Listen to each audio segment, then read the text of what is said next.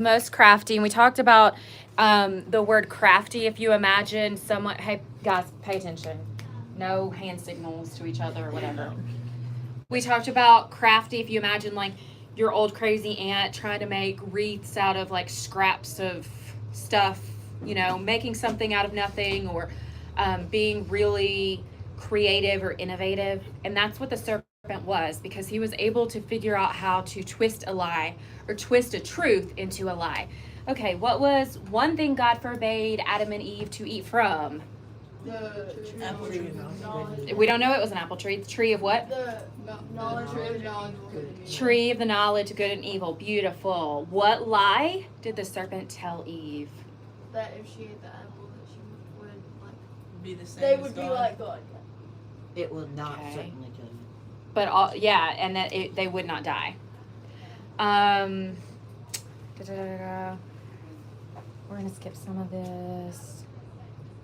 So according to God, what were the consequences for Adam and Eve?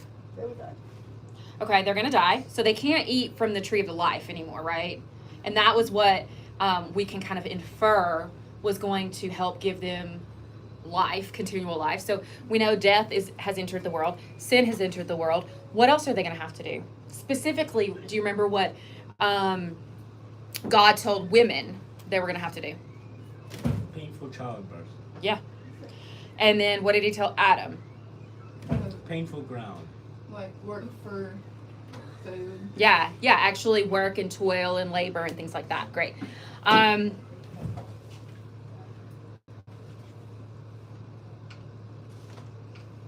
So it says, think about the setting in the story. We know that it was a garden that had 4 river heads. So very fertile ground, lots of trees, lots of fruit, lots of bushes, lots of lushness, just like a paradise, right? Pause. I want you right now to, trying to speed things up since we got started late, to think about a summary. If you were telling this story in 15 words or less to someone who had never heard it before, I want you to think about what you would say. Right now in your head, use your little fingers. Think about how you would tell the story of Adam and Eve. You don't even have to use their names if you don't want to, in 15 words or less. What is this thing called? It's a pencil holder. Okay, so 15 No, words. This. It looks like a piano. Yeah, it's a pencil holder made from piano keys. Okay, so 15 words or less. I'm going to call on somebody, so you better get your words in your head. Or you can write them out if you want to. Go for it. I want to see fingers, because I know y'all aren't, you got to count.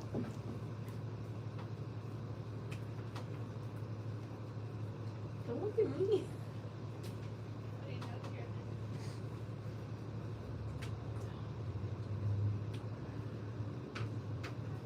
Yes, I got mine. Okay. Sorry, I'm excited. I know, I was aggressive. Wait, what was the question? Try to summarize the story of Adam and Eve in 15 words or less.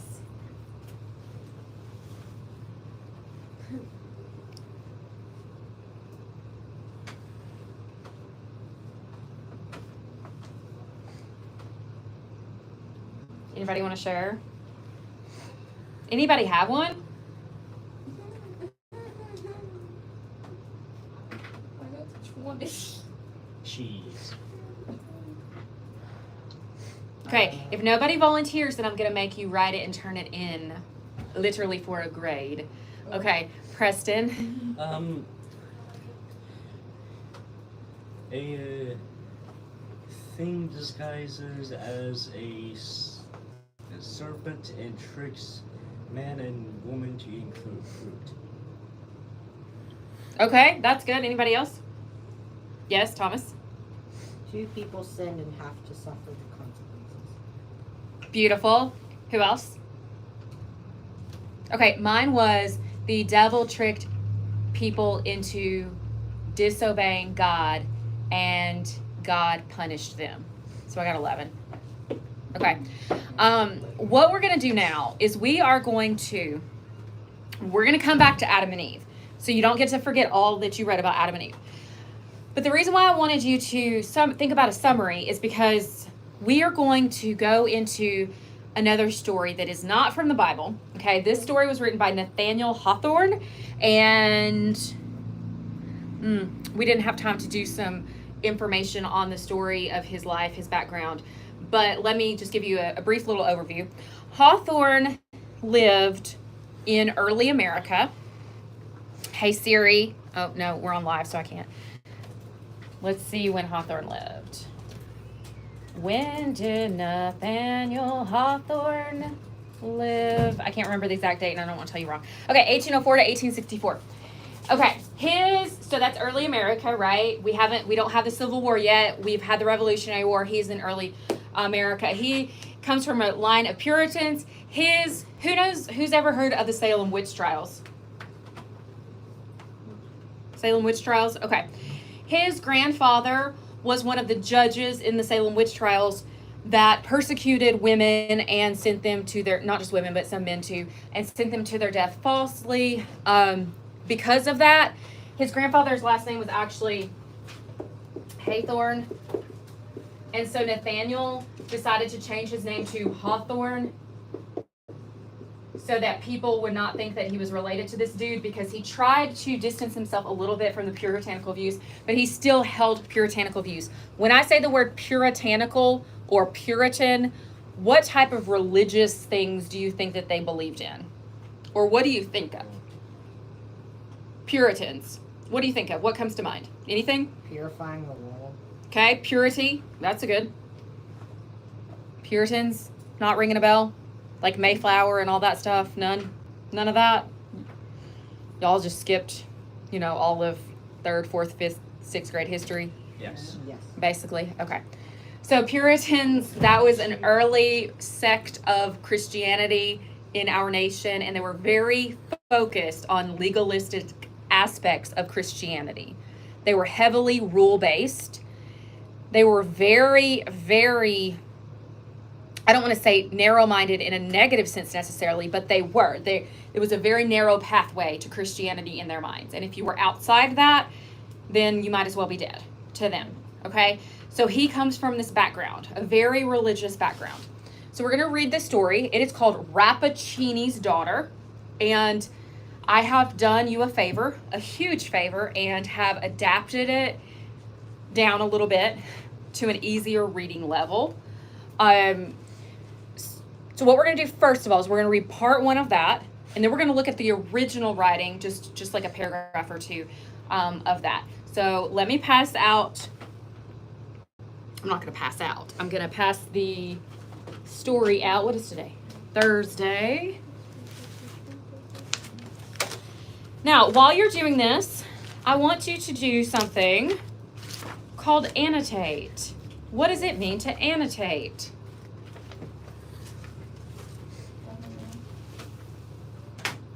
Take one, pass it now.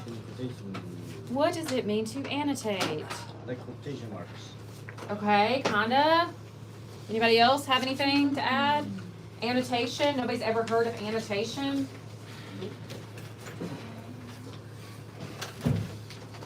I don't feel like I know it.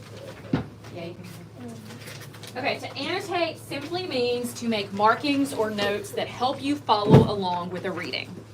Okay, so some of the things that you might do, in fact, I have a little cheat sheet for you all so that you can follow along with this. I'm actually going to be looking at this paper before you leave. This is going to be like your exit ticket to see if you made markings on your reading today, if you annotated. So here, Jacob, if you'll take one of those and pass it down. I'm going to do it with you for a minute through my camera thing that I have. Basically what you're doing is you're doing an active reading. So you're not just sitting back and like kind of snoozing through the words. You're really paying attention. Have you ever read something and then realized that you had no clue what you read? Cheat. Anybody? Am I the only one? Okay. Nope, me. All right. So when you annotate, that really, really helps you to not do that, to pay attention more closely. So some of the things on this annotation guide include putting a star if it's an important idea, underlying a keyword or detail, circling a word you don't know, putting an exclamation point or a question mark if you have a question. So like I said, I'm going to do this with you. So feel free. You can make the same marks that I do if you want to. That is totally fine with me. Let me get my little camera thing out. And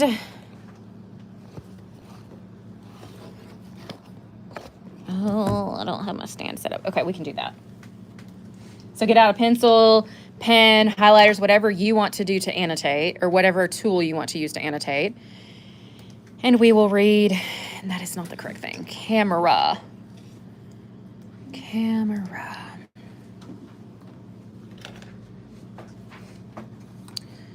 That is upside down.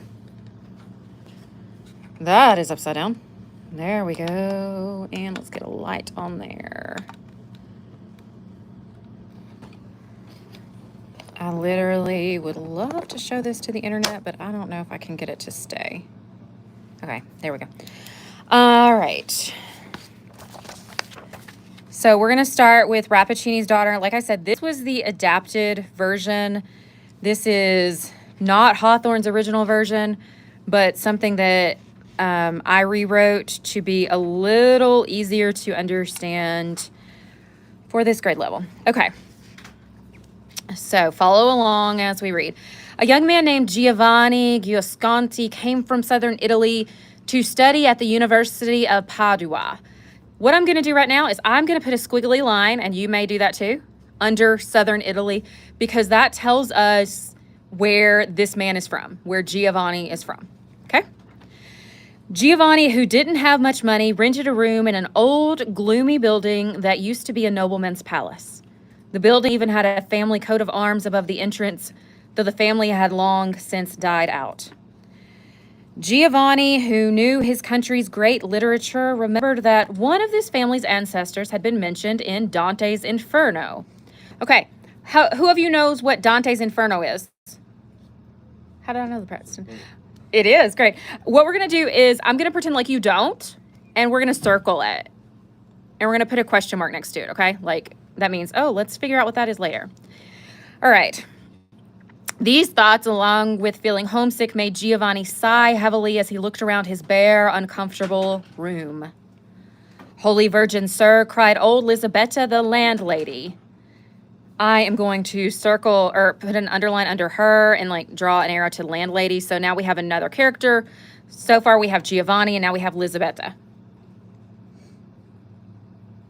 She was trying to make the room more livable, charmed by Giovanni's good looks. What a sigh for such a young man. Did you find this old house gloomy? For heaven's sake, look out the window. You'll see sunshine as bright as in Naples. Giovanni did as she suggested, but he didn't quite agree that the sunshine here was as cheerful as in southern Italy. However, it fell in a garden below his window where many seeds seemed to be carefully tended. Does this garden belong to the house? Giovanni asked. Heaven forbid, sir.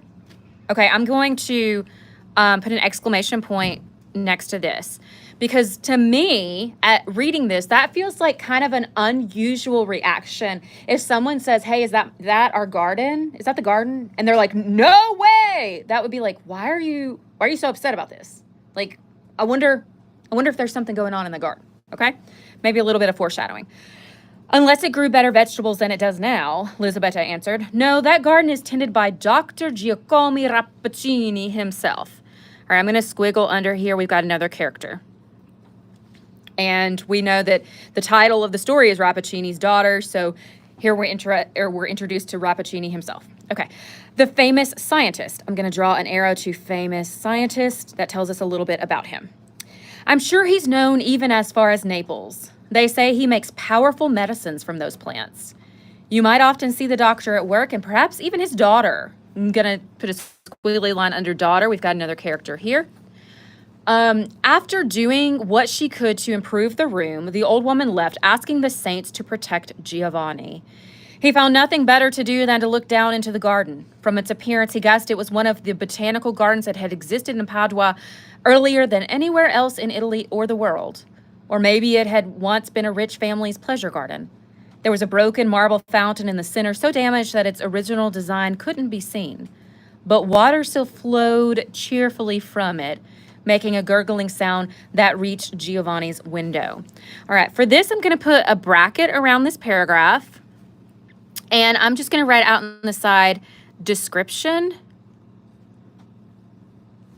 of garden. Okay. All right.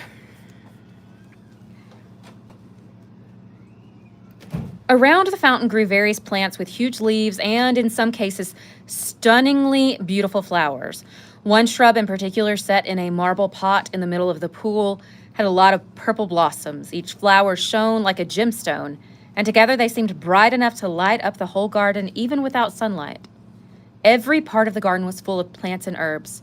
Even if they weren't as beautiful as the purple flowers, they all showed signs of careful tending. I'm going to squiggle that. I feel like that might be important later. I don't know. It seemed like each one had its own special properties known to the scientists who cared for them. Some were in fancy old pots, others in plain garden containers. Some crept along the ground like snakes, while others climbed upwards using whatever support they could find. One plant had wrapped itself around a statue of Vertumnus, the Roman god of seasons and plant growth. It covered the statue so completely that it looked like it was wearing a cloak of leaves. A sculptor might have found it inspiring.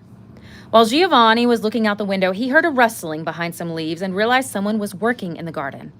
The person who emerged wasn't an ordinary gardener, but a tall, thin, sickly-looking man dressed in black scholarly clothes. He was past middle age, with gray hair and a thin gray beard. His face showed great intelligence and education, but seemed incapable of warm feelings even in his younger days. I'm going to put a bracket around here, and I'm going to write description, or like that, of... I'm going to put question mark. I'm sure we're going to find out who it's a description of, but we know that this might be important to know. All right, turn the page. The scientist, it just explained to who it was, so I'm going to go back and I'm going to say description of scientist. And we know, if we look up here, that the scientist's name was Dr. Rappaccini himself. Okay, the scientist examined every plant in his path with intense focus. It looked like he was trying to understand their very essence, figuring out why one leaf grew this way and another that way, and why the flowers had different colors and scents. But despite his deep knowledge, he didn't seem close to these plants. In fact, he avoided touching them directly or breathing in their scents, as if he was walking among dangerous animals, poisonous snakes, or evil spirits that might harm him if he let his guard down for a moment. Okay, this is definitely unique because, right, if you're planting flowers, have you ever, like, if you're working hard in a garden, would you actively try to avoid whatever you planted and making sure you didn't even breathe in their scent? No, this is very unusual. So what I'm going to do is I'm just going to kind of underline, or apparently I can't draw a straight line, and put some exclamation points and write down unusual behavior. Okay. Giovanni found it strangely frightening to see this caution in someone tending a garden, usually considered the most innocent of human activities. He wondered if this garden was the Eden of the modern world, and if this man, so aware of danger in what he himself grew, was its Adam. Oh, okay. So what do we see here? Can someone explain to me what Bible allusion we're seeing? A reference to Bible that you just read. Go ahead. It's right there in front of you. Yeah, technically. Just like the Garden of Eden. Great. Okay, so I'm going to circle that.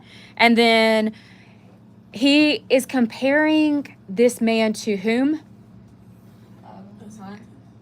Well, the scientist to whom? Adam. Yep. Great. Okay. So I'm going to put Bible. Okay. Let me see how much longer we got. Okay.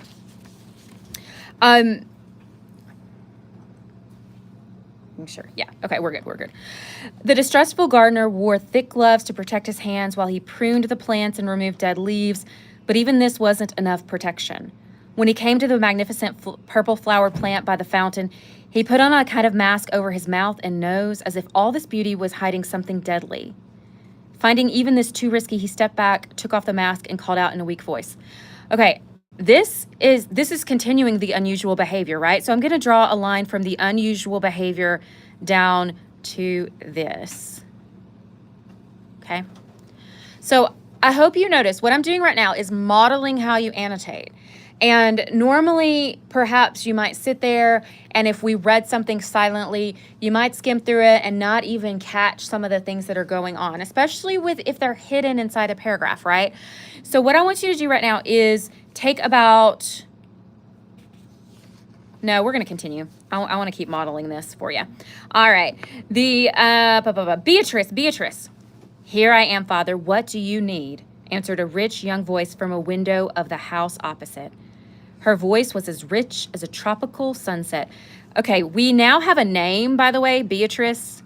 On the previous page, if you'll remember, we were foreshadowed an introduction to the daughter of the scientist. And now we have a name, so I'm going to write beside that, daughter of scientist. Great.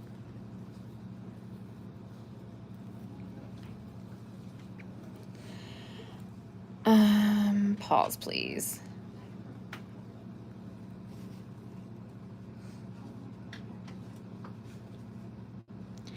Yes, Beatrice, the gardener replied, I need your help. Soon a young woman emerged from a carved doorway. She was dressed as beautifully as the most splendid flowers. Yeah, I think you missed It's- a paragraph. Yeah, it's fine. It's fine. We're good. She was dressed as beautifully as the most splendid flowers, as lovely as the day itself, with a complexion so vivid that one shade more would have been too much. She seemed overflowing with life, health, and energy, all tightly contained by her youthful figure. Before we go on, actually, go ahead and underline some things about Beatrice, okay? Let's talk about what we know about our characters so far. All right, tell me what we know about the scientist. He's weird. Great. Weird, old, weak. What? Human? Bearded. He has a beard. Bearded. I literally thought you said human. I was like, he is human. Yes, true. Scientist. Okay. What do we know about his daughter? We just read a little bit about her. We haven't known too much about her yet, but what do we know? She's overflowing with life, health, energy. Lively, beautiful, Pretty. purdy. Pretty. Okay. I don't know that. Okay. I think it does say beautiful. Yeah, it does. I think we read beautiful. Okay, so we see the scientist and his daughter. We would call this pretty much opposites, right? Yeah. But the thing is, I want you to notice what comes next. How did the scientist act when he was in the garden? Cautious. Okay, cautious, that's a great word. Almost as if the plants were gonna do what to him? Beat him up. Okay, beat him up. Just do it. You were waiting for that Attack. moment. Okay. Okay, so I'm gonna say maybe he's afraid. Let's watch and see Beatrice's approach in the garden. Let's see how she acts in the garden, okay? Let us see. Any guesses on how she's gonna act? Nope. Okay, great, thanks. I mean, that's truthful. They might. What? The plant might eat her. You think? Oh, that would, I would. Maybe she is a plant. Maybe she is a plant, okay? Maybe plants will not eat her. Okay, she is a plant. I like that. Okay. All right. But Giovanni's, now remember, who is Giovanni? Giovanni is scientist. No. The son. No. Dude, the first character. The first character. He's not the son. He is someone who has come to university. He is studying, and he has rented this house. And this house is overlooking the garden. Okay, so he doesn't know these characters personally yet, right? Okay. So Giovanni, we're going back to Giovanni. Giovanni's watching what's going on. Giovanni's imagination must have been affected by the garden because the impression the beautiful stranger made on him was as if she were another flower, a human sister to the plant once. Who said that? Did Preston guess that? That she was a flower herself? Yes, sir. No, I just read it. Preston. Oh, he read ahead. Dadgummit. Okay. She's not a literal flower, you'll see here, because we're using that thing called a simile. Do you remember simile? As, like, or as? Okay. Because it says, as if she were another flower, a human sister to the planted ones. Okay, so she's not technically a flower, but she's acting kind of like that. She was more beautiful than the richest of them, but still seemed like she should only be touched with gloves and approached with a mask. As Beatrice walked down the garden path, Giovanni noticed that she handled and smelled several of the plants that her father had so carefully avoided. All right, I'm going to put exclamation points here. She handled and smelled the flowers that her father had avoided. So I'm going to hop back up here to the board. No, I'm going to hop on the board. So whereas the scientist is afraid, tell me, is the daughter afraid of these plants? No. Okay. I'm going to write not afraid. Exactly. It's almost like they're her kindred spirits. You know, she is one with the plants.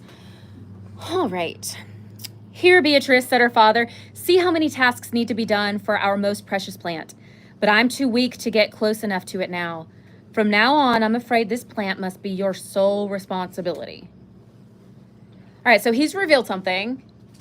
The father has said he's too weak. Beatrice needs to take care of the plants. Okay, all right. I'll gladly take care of it, Beatrice replied in her rich voice, bending toward the magnificent plant and opening her arms as if to embrace it. Yes, my sister, my splendor, Beatrice will nurse and serve you, and you'll reward her with your kisses and sweet breath, which to her is like the breath of life. Okay, so we're seeing something here called personification. Has anybody ever heard of that before? Basically No. giving something Yes. that is not a living thing or human. Yes. Human-like attributes. Exactly. So when we say like the clouds dance across the sky, are they really dancing? No. Well, no, they're not.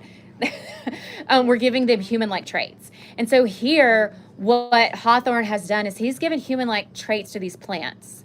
And he has almost compared them to maybe a close confidant of Beatrice or even like a spouse. They are embracing her. But then this last line is really interesting. It says, which to her is like the breath of life.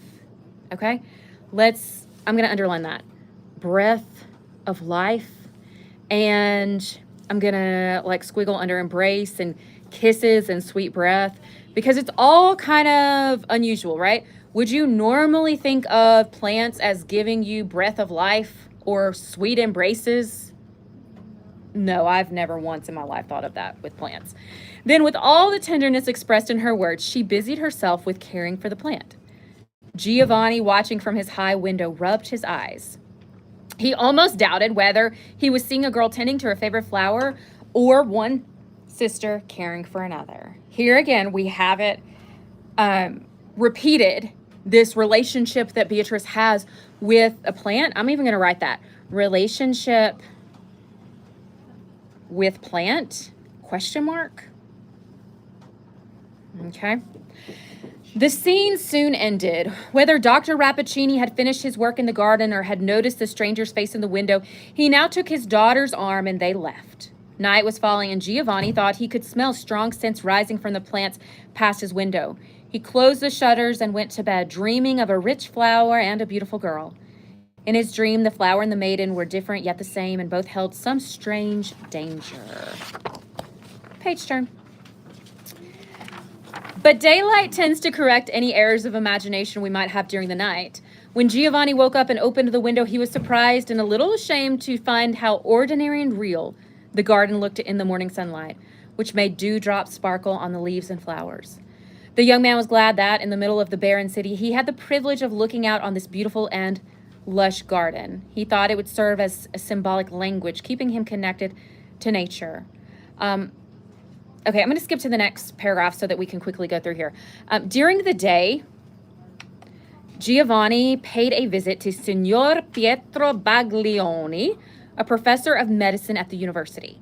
So I'm going to put a box over this or square, whatever you want to. This is a new character, okay? So this is a professor that Giovanni is visiting. And he's also a well-known doctor to whom Giovanni had a letter of introduction. The professor was an elderly man with a cheerful nature and a jolly manner. He invited the young man to dinner and became quite friendly after a couple of glasses of Tuscan wine. Giovanni, assuming that men of science living in the same sentence must know each other well, took the opportunity to mention Dr. Rappaccini's name. But the professor didn't respond as warmly as Giovanni had expected. Okay, so here we're about to have someone else's opinion of Giovanni. I mean, not of Giovanni, of Rappaccini, okay? All right, so let's see what Professor Baglioni said. It wouldn't be right for a teacher of the divine art of medicine, said Professor Baglioni, answering Giovanni's question, to withhold praise from a physician as skilled as Rappaccini. But I would also be failing my conscience if I let a worthy young man like you, Giovanni, the son of an old friend, believe wrong ideas about a man who might one day hold your life in his hands. The truth is, the truth. Anytime someone says the truth is, I know that either the truth or a lie is coming, right? That's really the only options. But our esteemed Dr. Rappaccini has as much scientific knowledge as any faculty member, with perhaps one exception in Padua or all of Italy. But there is a serious problem with his professional character. I am going to put exclamation points and put problem. What? Oh no. All right. What are they? The young man asked. Does my friend Giovanni have some illness of body or heart that he's so curious about doctors? Said the professor with a smile. But as for Rappaccini, it's said of him, and I, who know the man well, can vouch for this, that he cares infinitely more about science than about people. Okay, I'm going to squiggle that. He likes science more than people. His patients are only interesting to him as subjects for new experiments. He would sacrifice human life, even his own or whatever else was nearest to him, just to add the tiniest bit of knowledge to what he already knows. So I'm going to just jot a note, willing to sacrifice life for knowledge. Interesting. Okay. He sounds like a terrible man, remarked Giovanni, remembering Rappaccini's cold, purely intellectual appearance. And yet, respected professor, isn't it a noble spirit? Are there many men capable of such a pure love of science? I'm going to circle pure love of science. God forbid, answered the professor, somewhat irritably, unless they have a better understanding of the healing arts than Rappaccini does. His theory is that all medicinal properties are found in substances we call vegetable poisons. I'm going to circle vegetable poisons. He grows these himself and is said to have created new varieties of poison. I'm going to circle poison again. Even more deadly than nature would have produced without his help. It's undeniable that Dr. Rappaccini does less harm than you might expect, given how dangerous these substances are. Now and then, it must be admitted, he has achieved, or seemed to achieve, an amazing cure. I'm going to circle cure. But to tell you my private opinion, Giovanni, he shouldn't get much credit for these successes. They're probably just lucky accidents, but should be held strictly accountable for his failures, which can justly be considered his own work. Giovanni might have taken Baglioni's opinion with a grain of salt if he had known about the long-standing professional rivalry. I'm going to circle that between the bottom paragraph between him and Dr. Rappaccini. So we're learning that there's a rivalry between the two doctors. Okay, so the scientist and the doctor, in which Rappaccini was generally thought to have the upper hand. If the reader wants to judge for themselves, we can refer them to certain old documents on both sides kept in the medical department of the University of Padua. All right, just a couple more paragraphs. I don't know, learned professor, Giovanni said after thinking about what had been said about Rappaccini's exclusive passion for science. I don't know how much this doctor loves his work, but surely there's one thing he cares about more. He has a daughter. Aha! Cried the professor with a laugh. So now our friend Giovanni's secret is out. You've heard about this daughter whom all the young men in Padua are crazy about. Gonna underline that. So now we know more about the daughter. I'm gonna say, and her name's Beatrice, if you'll remember. We know that all the young men are crazy about her, even though hardly half a dozen have ever been lucky enough to see her face. Okay, that's unusual. I'm gonna put an exclamation point and a squiggle under see her face. I don't know much about Signorina Beatrice, except that Rappaccini is said to have taught her a lot about his science, and that young and beautiful as rumor says she is, she's already qualified to be a professor herself.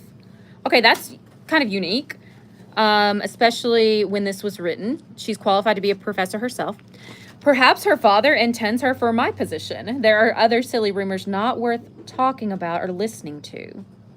I'm going to squiggle that. He's saying there's rumors that we're not even going to talk about. Wonder what they are. Maybe question mark beside that. Giovanni returned to his lodging, somewhat tipsy from the wine he had drunk, which made his mind swim with strange fantasies about Dr. Rappaccini and the beautiful Beatrice. On his way, he happened to pass a flower shop and bought a fresh bouquet. Going up to his room, he sat near the window, but in the shadow of the deep wall, he could look down into the garden without much risk of being seen. Okay, so we're pausing there for our reading. For now. What our homework is let me, yeah, there we go. You've got a few different things, okay? First of all, let me put that there. Nope. I just need a new one of these. Okay.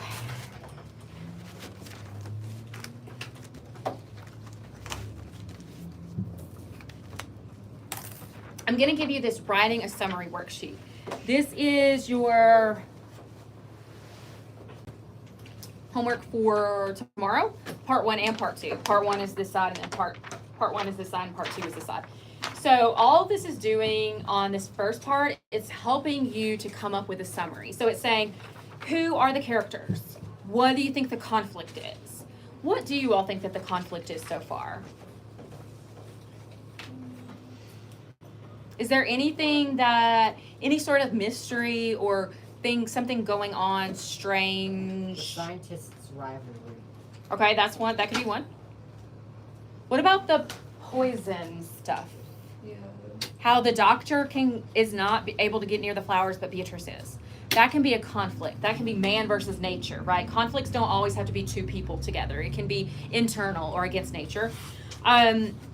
Exposition, it says, what key pieces of information have you learned about the character's past? Okay, so you can look back in our annotations and find that. It asks about setting and action. And so from there, what you're going to do is write a summary of what you've read so far. You are not reading on only part 1, okay? So you'll complete this worksheet. I'll pass that in a minute.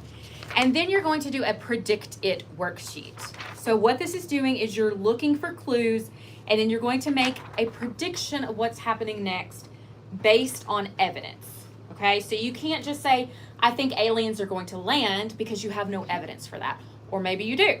If you can back up your answer, you can pretty much predict anything that you would like to, okay? I want you, if you can, go ahead and get out your lesson plans, because I want you to make a small correction. Get out your lesson plans, besties.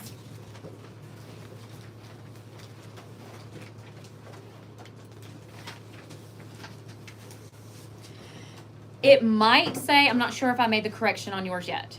It might say for Monday to complete making prediction packet.